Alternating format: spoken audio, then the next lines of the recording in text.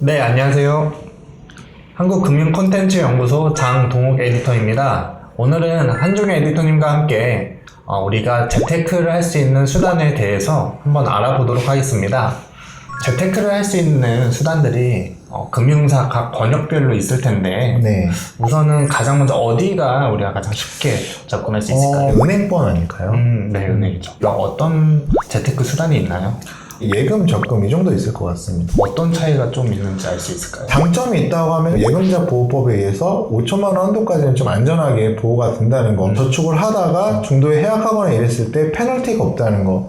그리고 단점 같은 경우에는 인플레이션, 즉 물가 상승률보다는 조금 더 높은 이율로 운영이 돼야지 내 자산의 값어치가 떨어지지 않는다고 이야기를 하는데요. 은행에다가만 저축을 하시게 되시면은 아무래도 금리가 좀 너무 낮고 실질적으로 받는 이자가 너무 적다 보니까 내 자산의 가치가 좀 떨어질 확률이 많이 있는 것 같습니다. 예금자 보호법이 5천만 원까지 적용된다고는 뭐 대부분 다들 알고 계세요. 네. 그 5천만 원을 보증을 해주겠지만 언제 지급한다 뭐 이런 조항이라든가 명문 자체는 없습니다. 중간에 해지를 하더라도 원금이 보장되는 안정성은 있지만 단기 자금으로는 참 유용할 수 네. 있겠네요. 또 두 번째로 좀 많이 활용하시고 뭐 하시는 것들이 보험 권역이 있을 것 같아요. 네, 보험 권역은 이제 제가 과거에 보험사에서 네. 일을 해봤던 경험상 그렇습니까? 보험의 가장 장점은 비과세가 아닌가. 비과세. 네, 비과세. 비과세라는 것은 이자가 발생을 했을 때 이자 소득세 15.4%를 내게끔 되어 있습니다. 그렇죠. 과세를 하죠. 네. 근데 이 비과세가 적용이 되면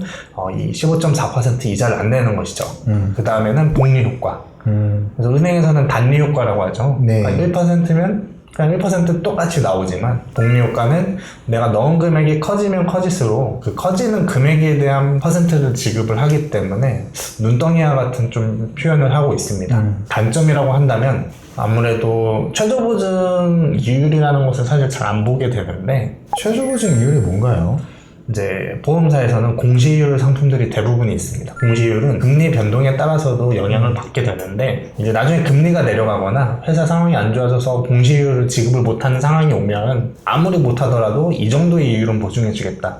그렇게 하는 게 보통 0.5에서 1% 정도가 되어 있습니다. 에디터님 같은 경우에는 보험으로 만약에 저축을 한다? 아니면 또는 연금을 준비한다? 네. 뭐 이런 거에 대해서는 좀 어떻게 생각하시나요? 사업비는 그대로인데 보증해주는 이율이 낮아지다 보니까 사실 메리트가 이제 좀 없다 보고 있고요. 물론 보험 중에도 변액이라는 것과 같이 펀드로 운영되는 부분이 있기는 한데 사실 펀드를 보험사로 이렇게 준비하실 이유는 없지 않은가. 변액과 좀 비교되는 게 증권사잖아요. 네. 이게 증권사에 대해서 좀 말씀해 주실 수 있나요? 결론적으로 말씀드리면 주식은 좀 굉장히 변동성이 크기 때문에 굉장히 위험하다고 말씀드릴 수 있습니다. 아무리 개장 시간이라든가 폐장 시간을 정해놨다고 하더라도 네. 그 상한폭 제한을 두는 게 플러스 30% 마이너스 30% 이렇게 두고 있습니다. 네네. 그래서 그거를 상한가 하한가 뭐 이런 식으로 표현을 하는데 네. 그 정도 수치가 되면은 거래가 정지가 돼버립니다.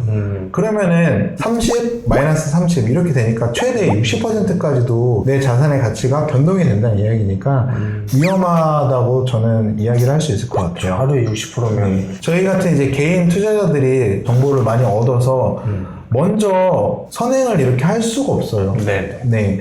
굉장히 오랜 기간 기업의 가치라든가 이런 것들을 보고 내가 정말 확신이 들어서 장기간으로 투자를 하실 거면 주식도 나쁘진 않지만 위험성이 크기 때문에 저는 펀드 정도를 좀 많이 권유를 드릴 것 같아요. 내가 어떤 종류의 상품군을 그냥 여러 개를 이렇게 사보는 거예요. 네네. 그래서 그것들이 사고 놓고 보면은 좋은 것들도 있고 나쁜 것들도 있으니까 이렇게 좀 세트로 구매를 하는 형식이 펀드로 좀 이제 구성이 되어져 있는 것입니다. 뭐 종합 선물 세트. 네, 그런 개념이라고 할 수 있겠네요. 종합 선물 세트. 더 안전한 것들을 찾는다. 그럼 채권이라는 게 있습니다. 채권요. 예, 흔히 많이 들어보셨다시피 뭐 국공채라든가 기업채라든가 뭐 이런 부분들을 이야기를 하는 건데 네. 채권이 무조건 안전하지만은 않습니다. 그쵸. 네. 보통 이제 지급을 100% 보장을 해주는 것 자체가 좀 안 되는 경우가 발생하는 경우가 있어요. 만약에 갑작스럽게 구두를 내거나 중동 지역에서도 이제 국채 같은 것들을 발행하거든요. 그렇죠. 그러면은 지금 우리나라와 중동 지역 국채가 동급으로 위험이 같다고 이야기를 할 수는 없거든요. 네. 그럼 나중에 투자했던 자금이 회수가 안 될 수도 있는 문제가 생기기 때문에 안전한 건 아니에요. 그래서 채권도 100% 안전하지만은 않다. 네. 그거를 말씀드리고 싶습니다. 가장 우리가 흔히 접할 수 있는 세 권역에 대해서 좀 다뤄봤고요.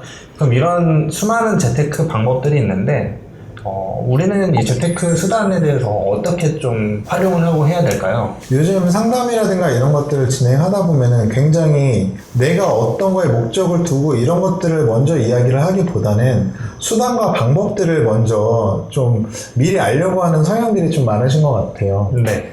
내가 어떤 거를 목표로 해가지고 돈을 모으려고 하는지 이 부분 첫 번째로 제일 먼저 생각해 보시고요. 네. 그 다음에 그런 것들 중에서도 내가 위험 수준은 한 어느 정도까지 감내할 수 있는지 그것도 생각해 보시고 투자에 대한 게 워낙 많다 보니까 네. 좀 개인이 이렇게 알아보기보다는 좀 전문가들을 상대로 해서 좀 자문을 구해 보시는 것도 필요한 방법 중에 하나라고 저는 생각을 합니다.